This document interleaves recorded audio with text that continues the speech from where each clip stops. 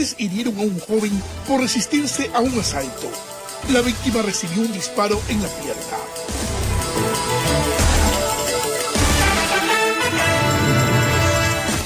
Miles de migrantes venezolanos pugnan por ingresar al Ecuador en su ruta hacia Perú, a pocas horas de que en ese país entre en vigencia el requisito de visado.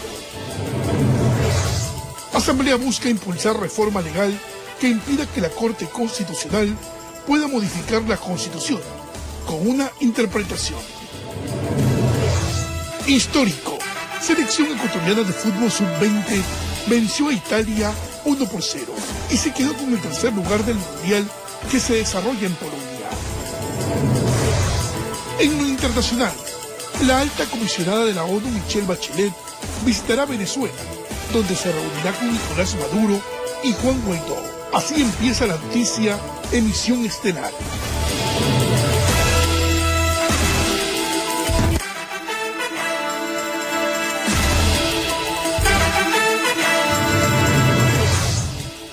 Policía neutralizó a sujeto que mediante amenazas tenía retenidos a sus 5 hijos y conviviente.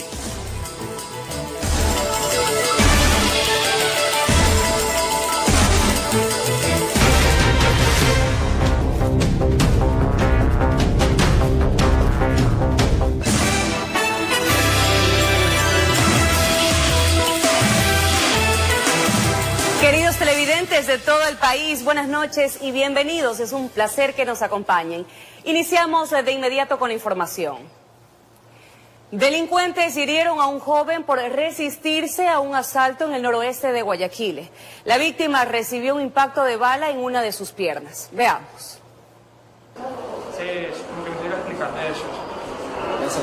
Nunca imaginó que mientras realizaba sus diligencias y compromisos personales, 3 sujetos lo iban a rodear.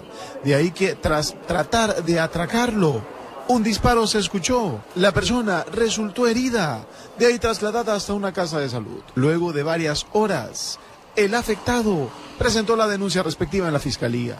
Me quisieron robar, pero no sé qué pasó y esta persona que me estaba robando me disparó. ¿Cuántas personas son? Eran 3, pero 2 estaban armados. Me salieron 2 primero, y ahí salió el otro. Que aún no sabe con exactitud qué fue lo que pasó. Según lo que él dice, todo ocurrió muy rápido. Ahora solo pide que exista más resguardo policial. Que se haga justicia y que por favor los policías tengan la bondad de ir más seguido a esos lugares oscuros ahí. O pongan algo, iluminaria.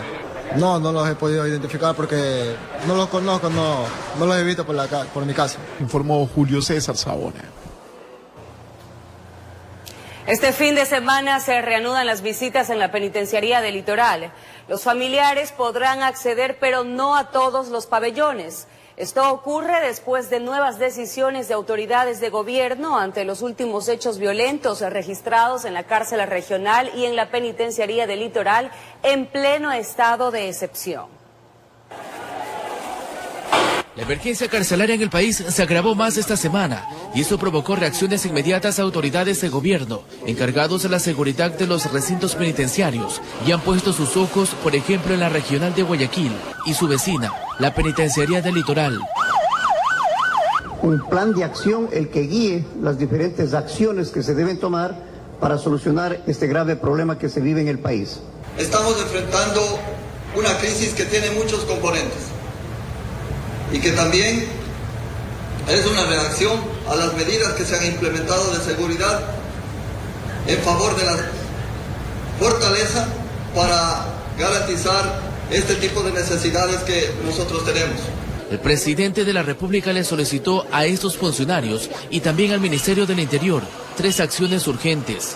Entre estas está adquirir un nuevo sistema de monitoreo y seguridad, también de clasificar a los PPLs dependiendo de su peligrosidad y delitos cometidos. Y el último es solicitar el apoyo de los jueces sobre las sanciones disciplinarias de los reos. Nosotros hemos alcanzado algunos objetivos con respecto a la seguridad, pero claro, este tema de las cárceles nos tiene bastante preocupados. La sociedad civil y representantes de derechos humanos no se quedarán con los brazos cruzados.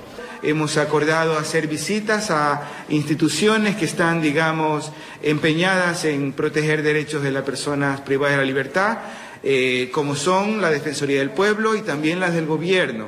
Mientras que ese viernes encontramos a familiares de privados de la libertad, a la expectativa de la visita que se reanudará en el pabellón 10, 8, 4 y Logros para este fin de semana. 15 días, imagínense el tiempo que ha pasado desde el problema que hubo. 2 semanas. Sin ver a sus familiares. Sin ver a mi hijo. Y no es justo. Por otro lado, la Fiscalía anunció que por el crimen del PPL William Poveda, alias El Cubano, se iniciaron 2 investigaciones, una por asesinato y otra por secuestro. Procedieron a someter a todos los servidores policiales y a despojarles de su indumentaria, entre ellos su chaleco y sus otros armamentos no letales que tenían en su poder. Informó Charlie Pisa. En la provincia de Los Ríos, la policía ha logrado desarticular 3 bandas delictivas dedicadas al robo, extorsión, entre otros delitos. 12 personas están vinculadas a estos procesos. La policía en Los Ríos ha logrado dar un duro golpe a la delincuencia en las últimas horas. 6 hombres fueron detenidos por el delito de extorsión, pues exigían $10.000 a una familia del cantón Palenque por no asesinarlos. En el momento que ellos amenazan a la gente que les den los $10.000, ellos se dan a la fuga. Entonces, en ese momento comienza la Policía Judicial a identificar a estos ciudadanos. Este operativo se denominó Avalancha 328. 5 de los 6 detenidos presentan antecedentes penales. Es por asociación ilícita, es por asesinato, otros tienen órdenes de detención, otros tienen por robo. En el operativo Omega 10 desarrollado en la ciudad de Quevedo, la policía logró decomisar varias armas de fuego que eran alquiladas a delincuentes. Ahora investigan a qué delitos están vinculadas. La mayor cantidad de muertes violentas que se está produciendo aquí en la provincia son con armas de fuego. Entonces nosotros estamos atacando a aquellas personas que tienen en su poder armas de fuego en forma ilegal. En el operativo Avalancha 332, los intocables de Casablanca cayeron detenidos. En el allanamiento de 7 domicilios encontraron varias evidencias que los vinculan al robo y amenazas a transportistas. La policía espera que los ciudadanos que hayan sido víctimas de estos antisociales puedan identificarlos y presenten sus denuncias. Desde Los Ríos informó Odette Camacho. Varios operativos antidelincuenciales ejecutados en Manta y cantones aledaños dejaron 6 personas detenidas, 31 motos y 2 carros recuperados. Una de las víctimas reconoció entre los detenidos a 2 personas como los autores del robo a mano armada que sufrió en un sector del puerto Manabita. 6 personas fueron detenidas en Manta y cantones aledaños vinculadas al robo de motocicletas, auto y robo a mano armada. El primer hecho se registró en el cantón Montecristi. 2 motorizados asaltaron a una mujer y tras una persecución policial fueron aprehendidos. Se rastreó el teléfono y daba como punto en el sector de Los Espinos del cantón Montecristi. Ubicamos a los 2 ciudadanos con la misma vestimenta. Los procesados fueron identificados por otra víctima, quien los reconoce como los autores del robo que sufrió con un arma blanca. Se baja de la moto, comienza me cogió el brazo porque yo no le soltaba la cartera. Me dobló el brazo y con la otra mano me intentó apuñalarme. Con estos antecedentes, la policía realizó varios operativos en 7 sectores. Como resultados, 2 personas fueron detenidas, 6 talleres y un domicilio allanados y 31 motocicletas y un carro se recuperaron. Con inconsistencias alfanuméricas. Algunas están con reporte de robo, otras están con verificación ya que están limado todo el numeral, el serial del motor y chasis. Paralelamente en Jaramillo, tras un operativo de rastreo, la policía logró ubicar un auto que horas antes fue robado en el centro de Manta. 2 personas fueron detenidas. Regresamos al domicilio y salieron 2 personas nerviosas, indicando que no querían problemas con nadie y que nos llevemos los vehículos. Las autoridades piden a las víctimas de robo asentar las denuncias y evitar pagar rescate por los vehículos sustraídos. La ciudadanía se acerque a los patios de la policía judicial, pueda identificar si son uno de estos automotores fueron robados en fechas anteriores. Con cámaras de Eduardo García desde la provincia de Manabí, informó Wendy Delgado.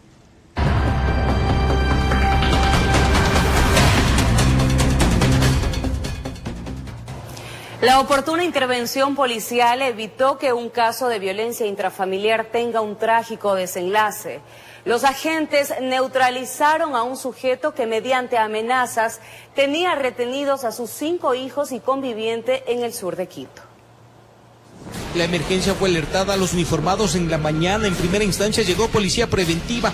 Por la magnitud de la amenaza solicitó refuerzos para evitar que el presunto caso de violencia intrafamiliar termine en desgracia.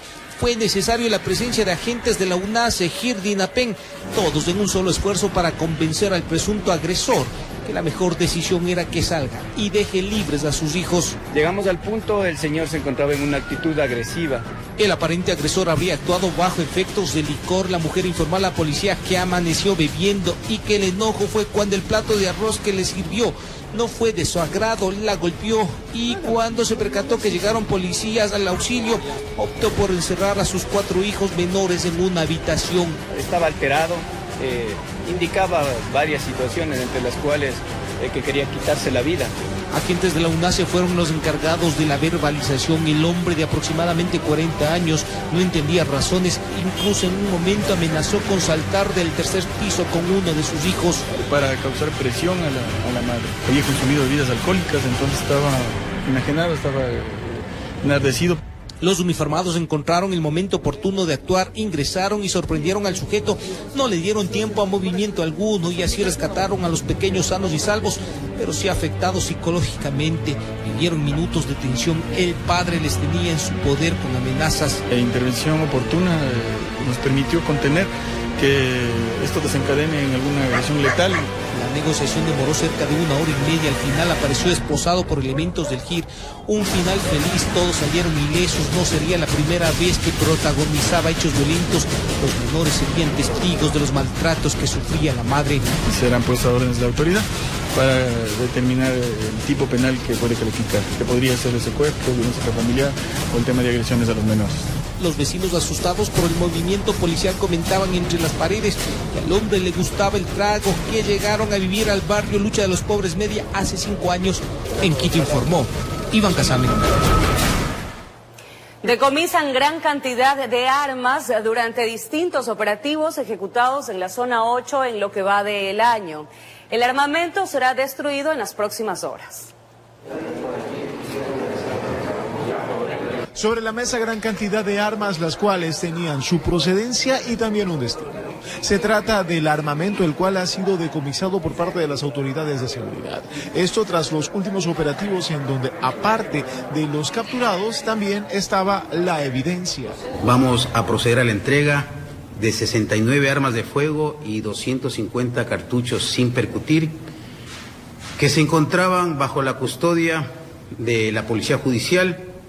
Próximamente serán destruidas en cumplimiento a un proceso y disposición judicial por cada uno de los casos que ha originado. Según el jefe de la Policía Judicial del Guayas, en las próximas horas, las pistolas, revólveres, escopetas y demás serán destruidas. Próximamente serán destruidas en cumplimiento a un proceso y disposición judicial por cada uno de los casos que ha originado las respectivas providencias en las que se dispone su destrucción. Según las autoridades, este decomiso corresponde a lo que va del año y esperan que en el segundo semestre de este 2019 se incauten aún más. Se ordenan pericias criminalísticas sobre las armas de fuego. Estas armas, como bien lo dijo mi coronel Erazo, ya han cumplido un proceso de trámite procesal penal, ¿no? Han cumplido ya una etapa del juicio y es la autoridad competente la que ordena la destrucción de las mismas. Los operativos antidelincuenciales continuarán para evitar que hechos como asaltos, robos y otros más se vuelvan a cometer en la provincia, informó Julio César Saona. Hallan el cadáver de un hombre en el Parque Bicentenario al norte de Quito. Aparentemente se trataría de un sujeto que habría sido linchado tras ser acusado de violar a una menor. El rumor que el fallecido supuestamente fue el responsable de una violación a una menor de edad se regaba entre los curiosos que estaban en el Parque Bicentenario.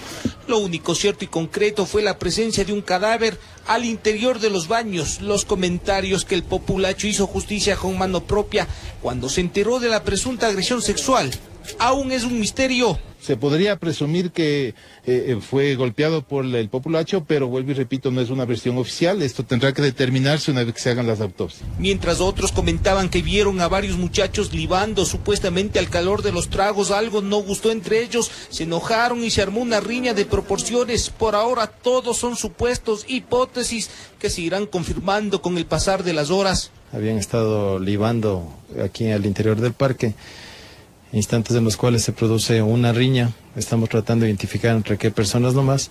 El cuerpo del hombre de aproximadamente 25 años de edad presentaba algunos golpes en el rostro. Es lo único que confirmaron los agentes de la DINASED. Esperan el resultado de la autopsia para saber las causas de la muerte. No descartaron que el hecho esté relacionado con la ingesta de licor. El examen visual presenta 2 hematomas en su rostro.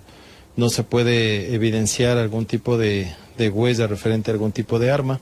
En escena también apareció una adolescente, ya fue encontrada en los baños. La señora que la cuidaba y consolaba indicó a los uniformados que no se sabe qué mismo le pasó, solo lloraba. Se está investigando, aparentemente hay un posible atentado al pudor. Fue atendida por paramédicos y llevada con asistencia de agentes de la DINAPEN para los chequeos médicos respectivos y confirmar si lo que se rumoraba en el sector era cierto. Está por determinar según los exámenes que realicemos en la Fiscalía de Flagrancia. En fin, solo las investigaciones y exámenes determinarán qué mismo pasó en el espacio verde. En Quito informó Iván Casamen. 16 personas resultaron heridas luego de que un bus de transporte público chocó contra la pared de una cancha barrial en el norte de Quito. Las autoridades presumen que este hecho se produjo por exceso de velocidad.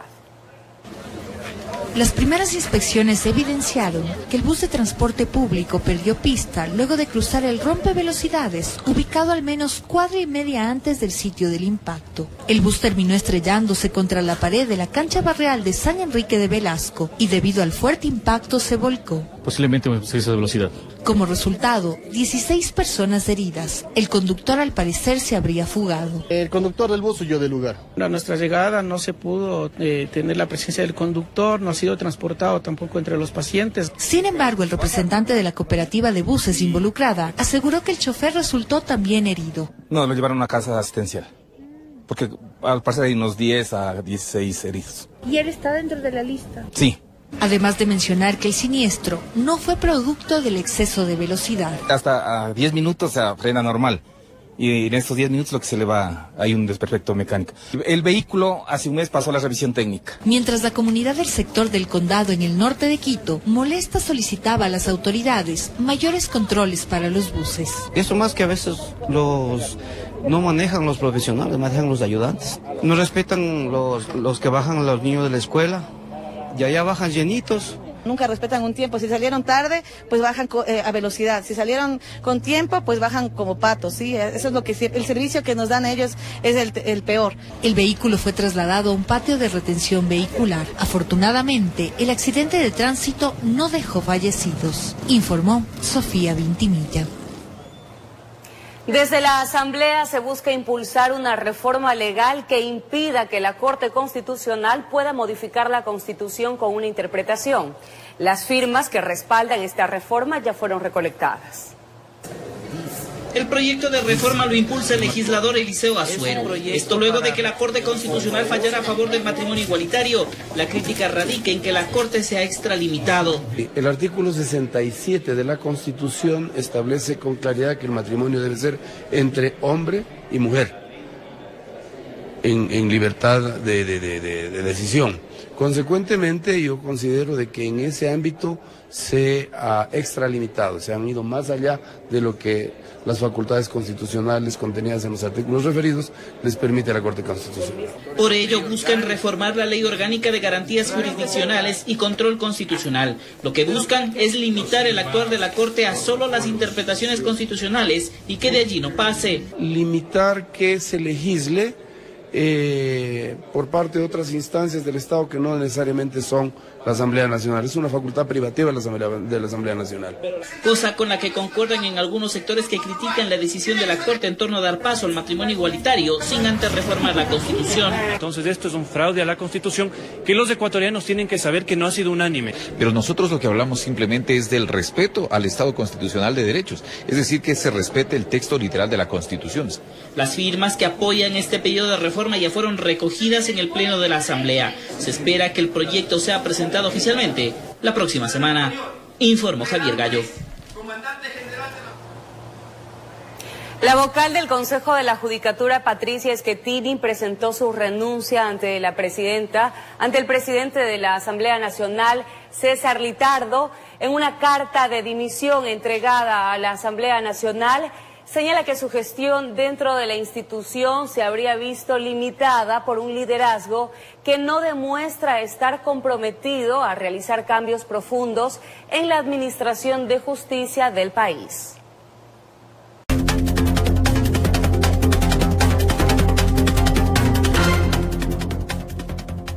Presten mucha atención, amigos televidentes. Detienen en varias provincias del país a 7 personas que pertenecerían a una organización que mantenía nexos con el cártel mexicano de Sinaloa. Entre los aprehendidos están una funcionaria de la Dirección General de Aviación Civil y un agente de la Policía Nacional. El operativo denominado Mega Avalancha 24 logró la captura de estas personas, quienes serían parte de la red que permitía el envío de vuelos controlados y no controlados, portando grandes cantidades de droga hacia Centroamérica y a México, partiendo desde nuestro país. La reciente operación es el resultado de una captura realizada en septiembre del año 2018. En aquella ocasión, los agentes antinarcóticos ingresaron hasta la base aérea de Manta. Allí descubrieron 1 tonelada con 144 kilos de cocaína ocultas dentro de un camión. Además, en esa operación se logró la captura de 2 miembros de la Fuerza Aérea Ecuatoriana, quienes actualmente cumplen una sentencia impuesta en primera instancia de 17 años y 4 meses. Las investigaciones continuaron y eso permitió vincular a las 7 personas detenidas durante el operativo de este 12 de junio.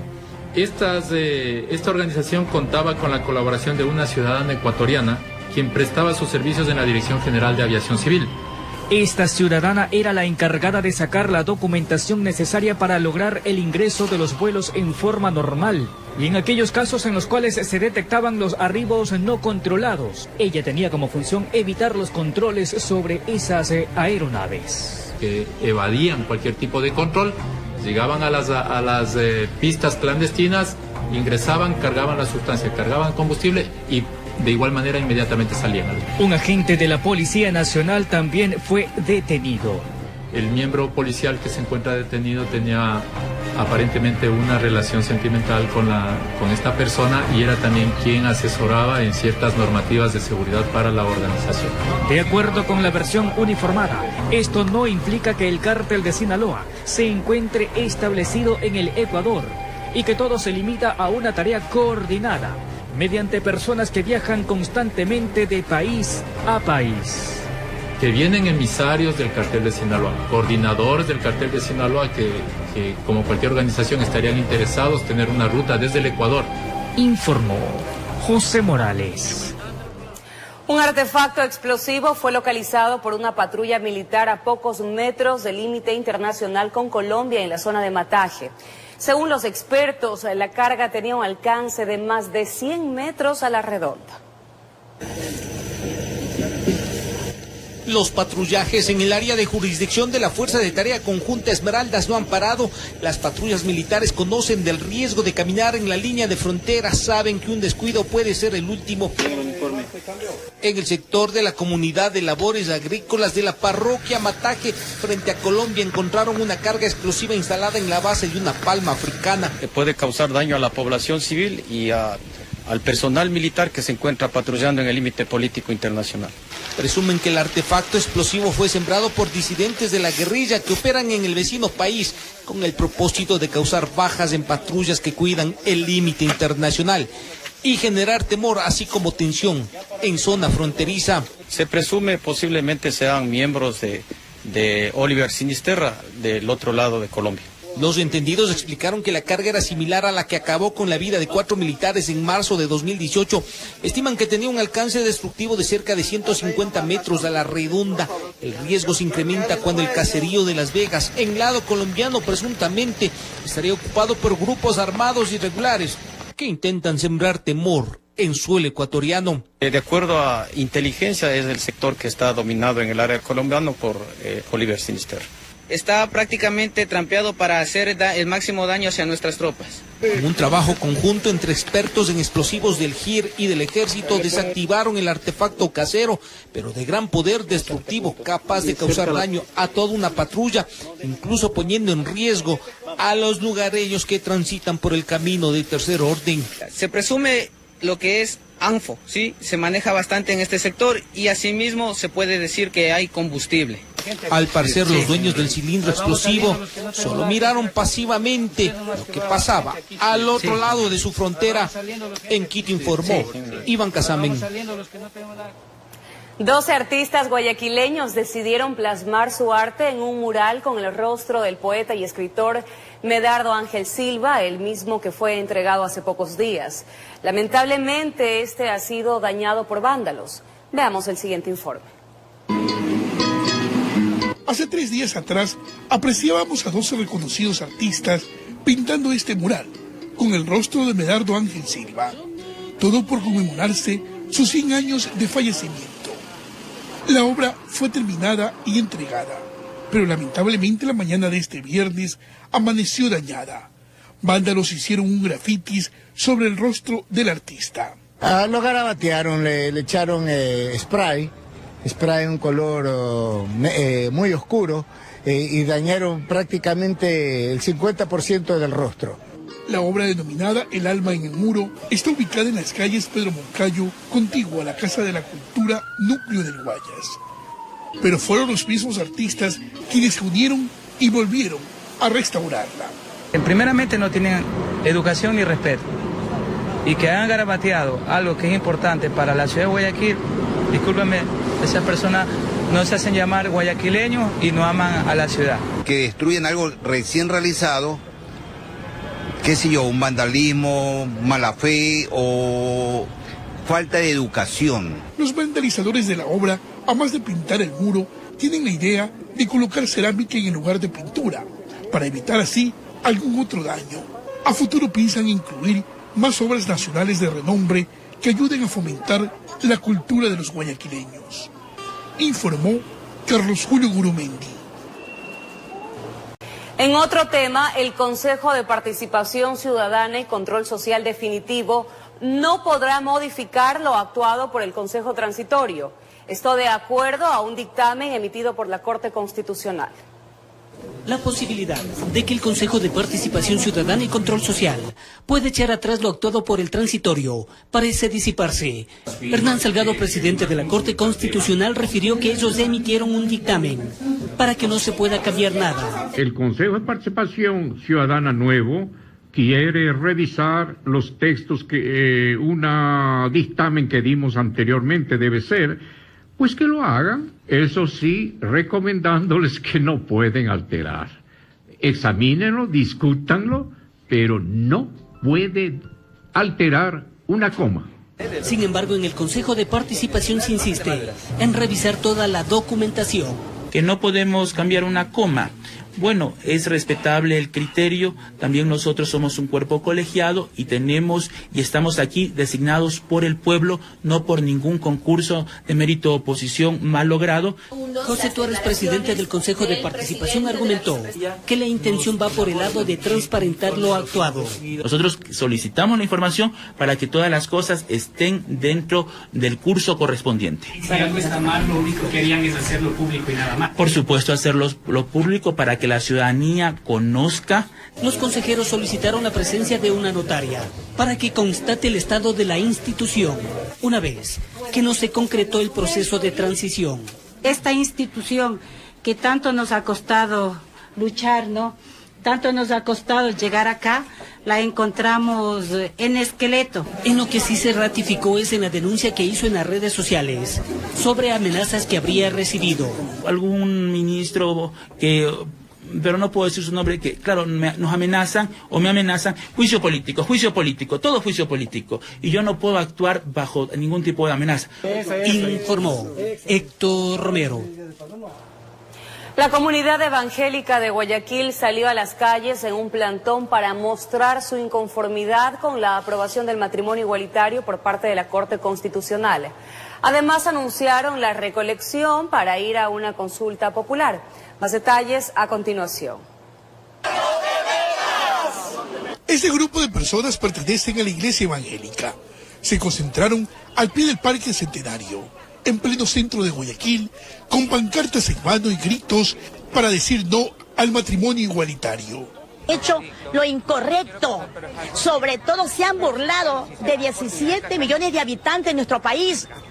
5 nos dieron la espalda. Creo que lo primero que deberíamos hacer es levantar nuestra voz con altura, ¿no? Pero asimismo con plena convicción en lo que creemos. Pertenecen a iglesias evangélicas del centro y sur de Guayaquil, quienes piden la nulidad de tal resolución. Entonces, nosotros no podemos aceptar todo este asunto porque entonces quiere decir que nos estamos yendo en contra de los designios de Dios.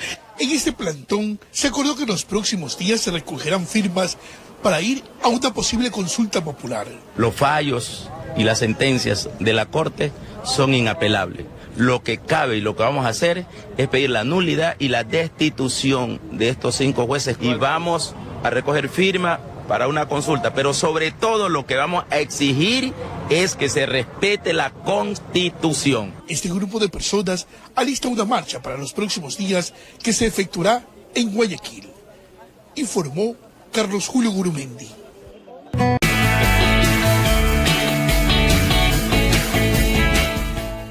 Ya estamos de regreso para contarles la historia de un padre de familia que ha dedicado gran parte de su vida a la docencia. A pesar de no vivir con sus 2 hijos, el hombre ha hecho todo lo posible para ser el padre ideal para ellos. No hay mejor manera de poder proyectarnos como profesionales que a través del servicio al prójimo. ¿Está claro? Bien, ya lo tengo hipnotizado en el primer minuto de clase. Como un profesor divertido. Hay una cuestión ahí, no vamos a ver de peloteo. Un padre ejemplar. Y un excelente hijo. Así es considerado Alfredo Morán por su familia y alumnos. El docente de 47 años trabaja en el Colegio Réplica Guayaquil, ubicado en la cooperativa Andrés Quiñones II, sector El Trinipuerto. Él da clases de estudios sociales a los estudiantes de 8º año. Allá se trabaja con mucha fuerza, mucha vehemencia por la calidad de personas que tenemos. Gente muy buena, gente honesta, gente trabajadora, luchadora, pero con muchas carencias, que hace que el trabajo obviamente sea diferente al de otras instituciones, en especial en las privadas. Entonces, un maestro en el sector fiscal y especialmente en el sector donde yo trabajo, no solo da clases, también damos esperanza muchas veces. ¿Cómo son las clases de profesor Alfredo? Bueno, en mi criterio personal realmente son muy buenas. Yo con él aprendí muchas cosas sobre la historia. No era el típico profesor que te hacía la clase aburrida. El profesor Alfredo es una persona muy amigable. En el momento que uno lo necesita, él ayuda. Él siempre busca la manera de que nosotros aprendamos mejor y que podamos entender todo lo que nos explica. ¿Él es retón, es drástico? No, él siempre es divertido, pero cuando debe ponerse estricto para que nosotros podamos entender, lo es. Alfredo ha dedicado 28 años de su vida a la docencia.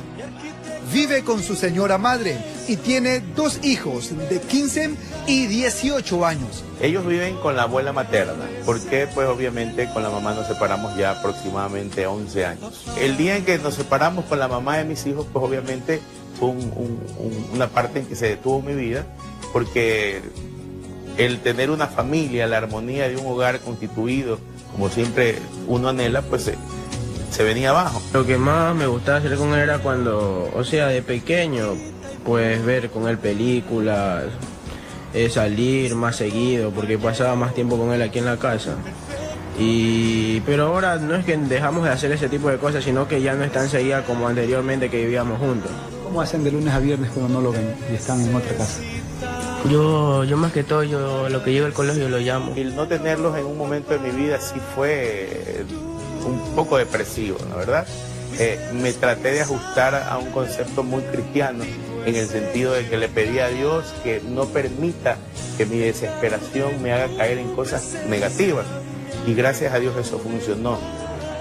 Este domingo, Alfredo acudirá con sus hijos a un evento deportivo.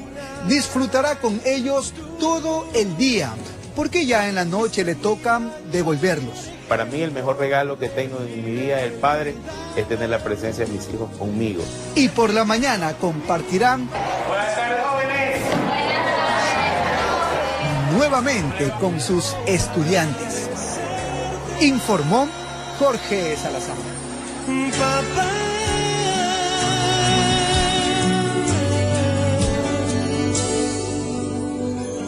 Gracias, viejo. Ahora está próximo a celebrar el centenario del nacimiento del pintor Osvaldo Guayasamín. Veamos un poco más.